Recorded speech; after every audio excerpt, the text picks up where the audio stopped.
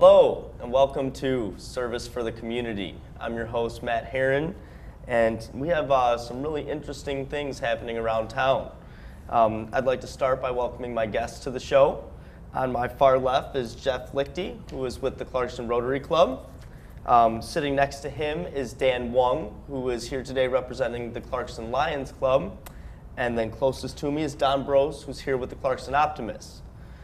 We are going to start with Jeff. And Jeff, can you just tell us a little bit about what's going on with the Rotary Club right now? Sure, I'd be glad to. First, thanks for having me here. I'm a real strong believer that communities happen, and the three of us representing our respective clubs are part of what makes Clarkston such a great community.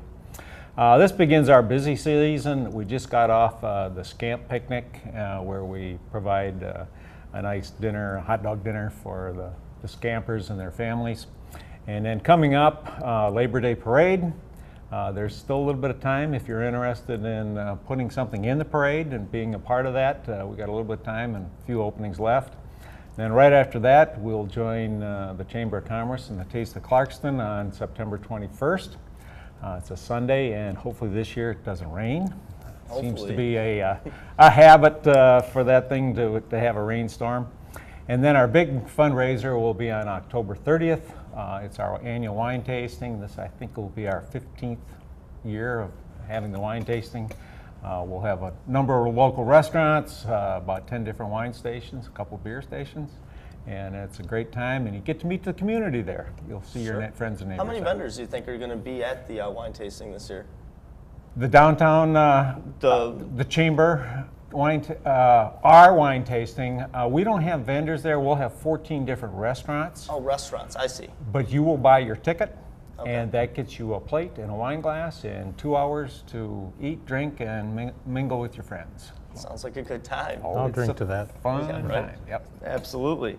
Okay, let's move down to Don. Don, can you tell us, or pardon me, Dan. Dan, a little bit more in-depth explanation of what's going on right now?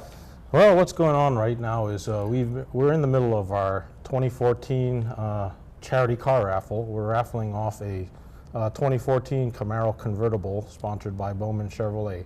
So earlier this month we were at the Tons of Trucks event in Clintonwood Park. We've been to the Rochester Rock and Rods car shows, and last weekend, of course, we had to be at the Dream Cruise downtown, which is always a riot and that's just trying to get into and out of. Upcoming events we have, again, we're going to raffle off this car. We're going to do the drawing on Saturday, October 4th at Bowman Chevrolet. So we're looking for a number of other car shows that we're going to be at and some other events. We're going to do a Clarkston Lions tailgate party for the Taste of Clarkston on August 21st. Cool. So we're going to have a setup right outside of the corner of the Clarkston News, the parking lot outside there. We're going to have a tent. We're going to have a beer tent. We're going to have a grill with standard, none of those exotic foods that you get from those other restaurants from Taste of Clarkston, just standard brats, hamburgers, simple things, and a couple of big screen TVs where you can watch the Lions take on the Packers. Okay. So we're looking forward to seeing everyone out there. All sounds like fun. Did someone drive that Camaro that's being raffled in the Dream Cruise? Is that what you were saying? Or was it just parked down there? Oh, no. We took it out on the road. It was on the road. Down to Royal Oak, through Berkeley, through Birmingham. Oh, yes. How about you? Did you get to drive it, or who was behind the wheel that day? Unfortunately, according to the rules, only a Bowman certified person could drive it. I just had to sit in the passenger seat and wave. Okay. Well, it sounds like a cool car. It's still cool to ride in, even if you don't drive it. I believe it. All right, and Don Brose, tell us a little bit about the Optimist Club. What have you guys been up to? Oh, the Optimist Club is busy all year round. Sure. We have a lot going on. We have 90 members strong, so we have a lot of people stepping in and doing wherever they can and whenever they can. We also did a Scamp picnic, which was really a lot of fun. We had about 16, 17 members there working with the Scamp kids. We do scholarships throughout the summertime, one which is really interesting, which is for writing. And the students go out to a camp and we pay for all that completely. We're going to be working at the Art in the Park selling hot dogs, hamburgers to pay for some of these scholarships. And we have wonderful Wednesday morning meetings. We meet at the Clarkston United Methodist Church, 7:30 every Wednesday morning, have wonderful speakers. We've got community art speakers speaking about the community art connection. We've got speakers from the library coming, and it's just a good time. And we're also kind of ending our fiscal year. The end of the year is September 30th. Okay. And so we're getting excited for our new president to be coming in. And I'm really excited for this year's president to be leaving, because I'll get her back, as president happens to be my wife. Oh, great. So she's been busy lately. Give you guys a little bit more time to spend together. Exactly. That's wonderful. Good to hear that. All right, and we can bring this back down over to Jeff. Jeff, how about a little more like in-depth explanation of some of the stuff that's coming up with your ongoing stuff? Okay, we have a number of things that just last through the whole year. And the next one I'd like to talk about is our youth exchange program. Okay. Rotary is one of the largest exchange programs in the world, and we're the largest U.S. sending students from the U.S. overseas. And in about 2 hours, I will be picking up a girl from the Philippines. She's been 17 hours in the plane so far, and so she's somewhere over the Rockies or the plains right now, and we'll be picking her up. She will stay for an academic year.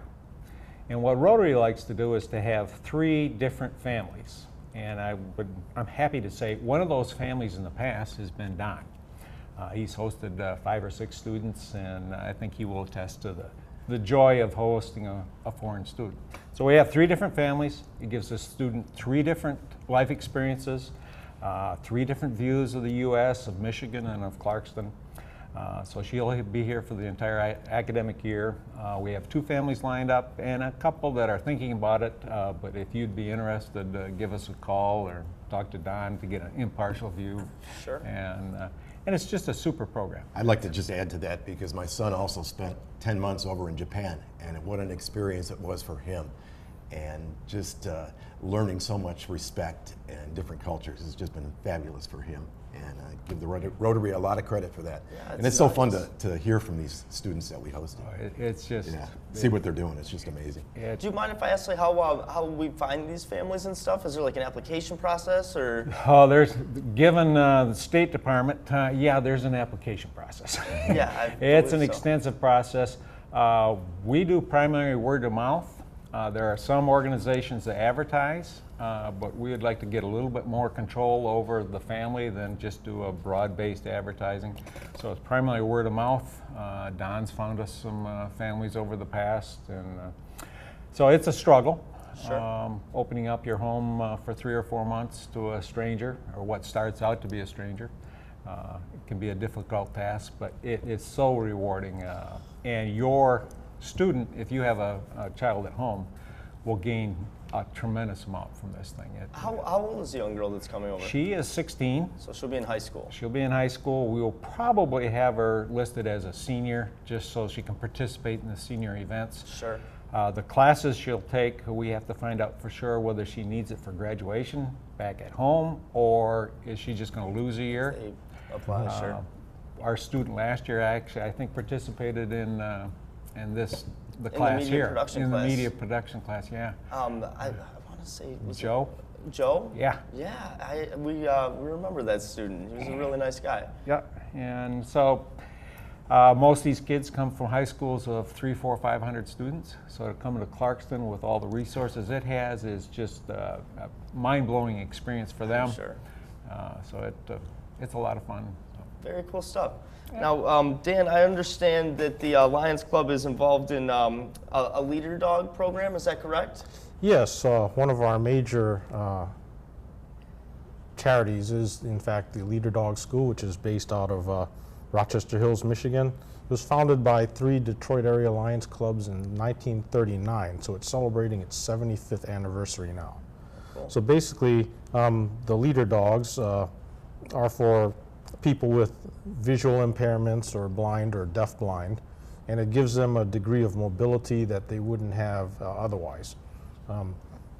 And we've also have new projects where we've paired GPS technology with the leader dog, so it'll actually allow the individual who's working with the dog to know where they are because otherwise the dog can't read a street sign. Absolutely. The GPS will tell you where you are, but it won't tell you about the big pothole in the middle of the road or the car approaching the intersection. So again, it's leader dog programs. They're tailored to individuals, and at any one time the school has a class with a number of people. Now it's all supported by donations from individuals and organizations such as the Lions Club.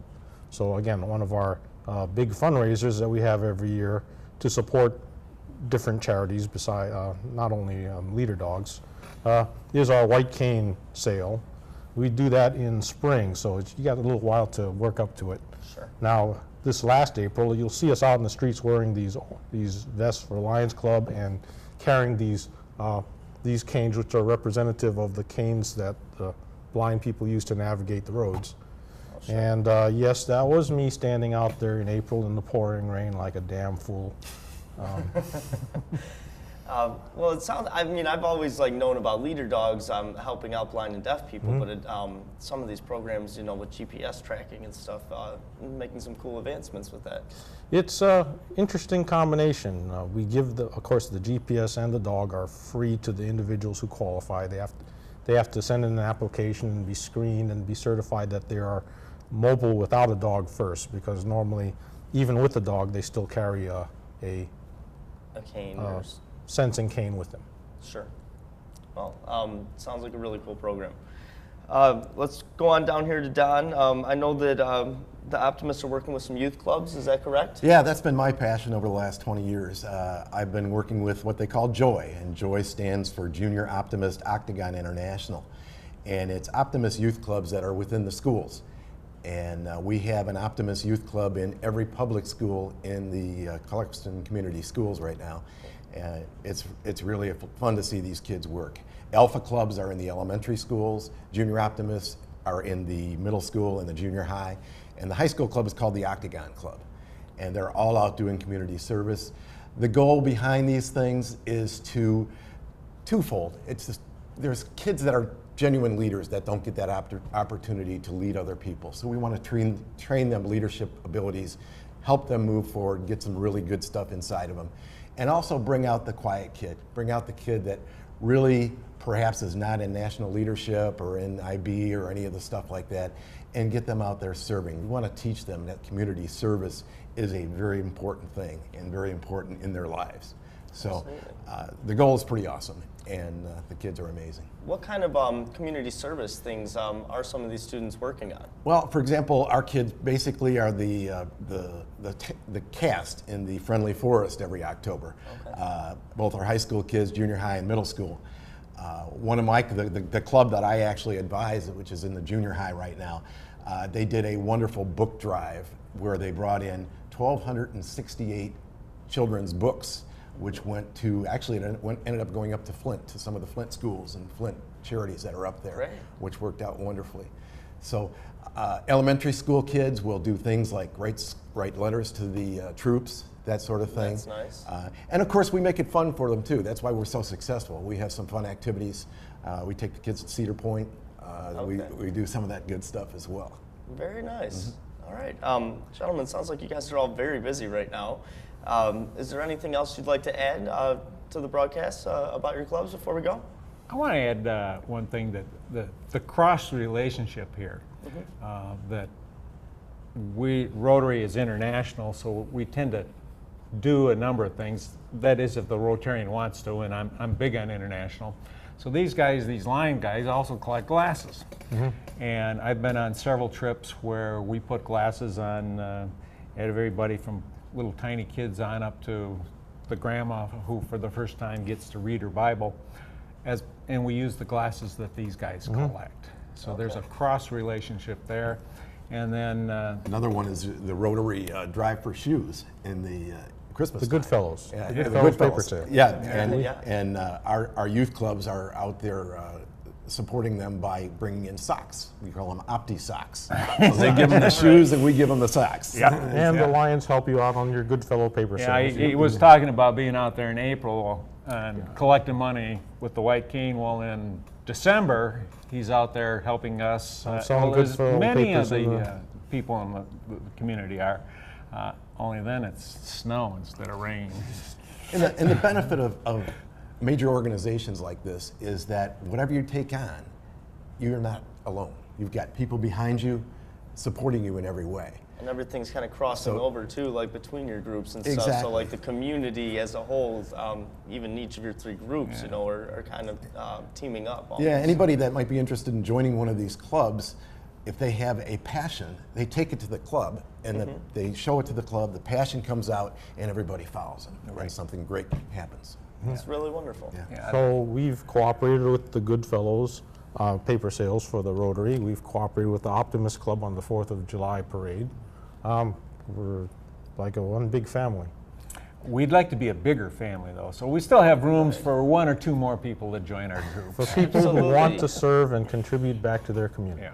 And with all of the great activities you guys are involved in, hopefully we can get maybe a couple more people to join in. Hope so. Well, it's nice to have you all, and we'll see everyone next time on Service for the Community.